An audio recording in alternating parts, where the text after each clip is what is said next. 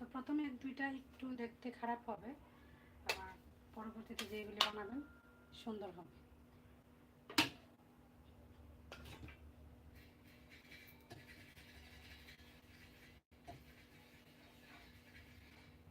তেল ব্রাশ করে নিলে আর লাগবে না।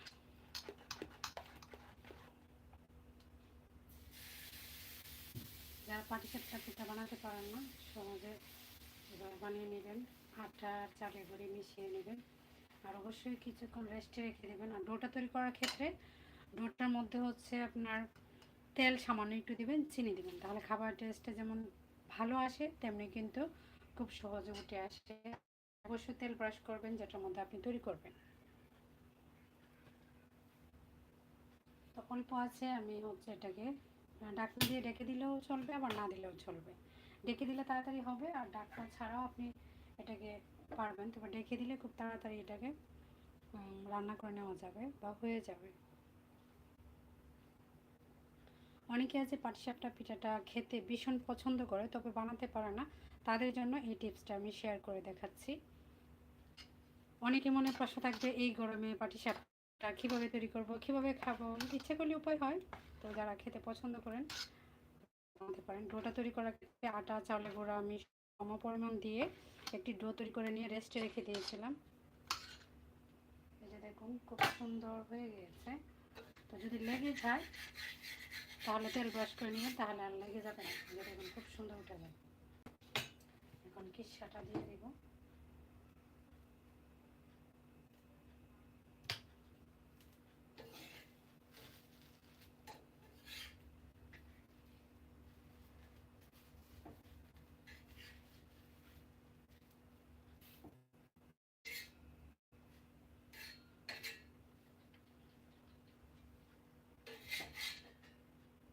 এই তো তিনটা আমি তৈরি করে নিয়েছি।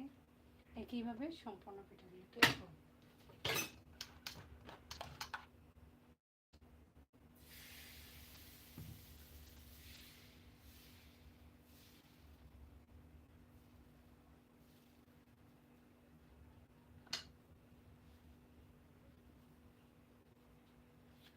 তো ঢাকনা দিয়ে আবারও ঢেকে দিচ্ছি।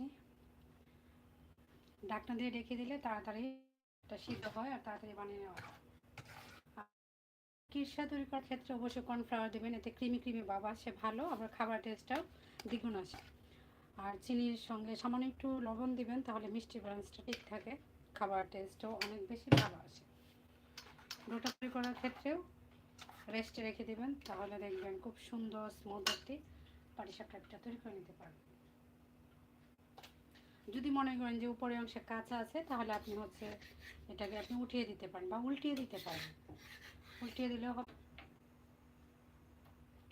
আর পাটিসাপটা পিঠাটা স্বাদ দ্বিগুণ বাড়ার জন্য ডো তৈরি করার ক্ষেত্রে ডোয়ের মধ্যে আপনি একটু সামান্য চিনি দিবেন, আবার ডিমও দিতে পারেন।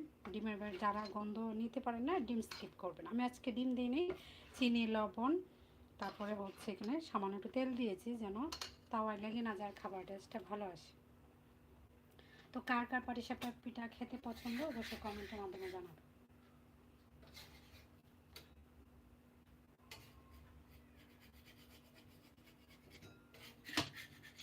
এটা কি লেগে যায় কিনা একটু একটু করে আপনি ট্রাই করে দেখবেন।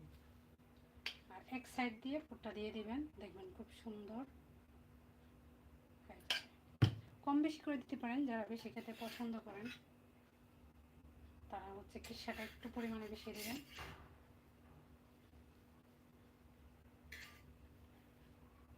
প্রথমে এক দুইটা পিঠা খারাপ হবে, তার পরবর্তীতে যেগুলি বানাবেন সবগুলো অনেক বেশি সুন্দর হবে।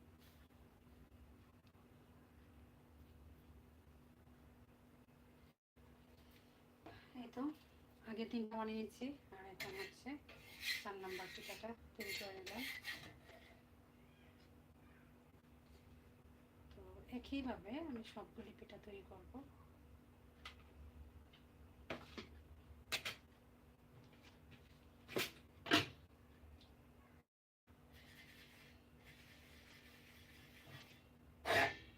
আর অবশ্যই একটু একটু তেল ব্রাশ করে নেবেন, তেল ব্রাশ করে নিলে কী হয় সহজে পিঠাটা উঠে আসে।